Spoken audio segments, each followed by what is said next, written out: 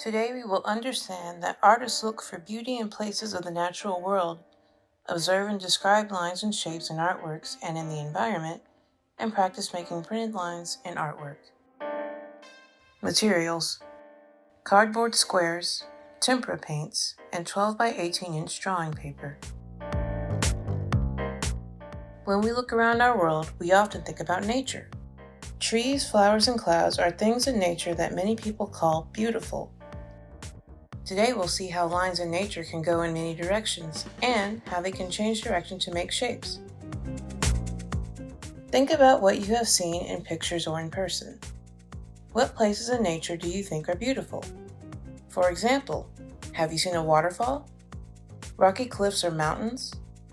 What about a path in the woods? Are these beautiful places?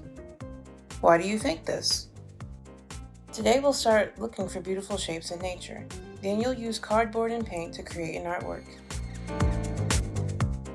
This picture shows a beautiful garden. Where do you see lines? Where do lines change direction?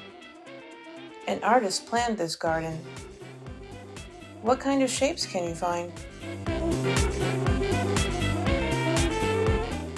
An artist made this picture. This is a painting of a place in nature and not a photograph.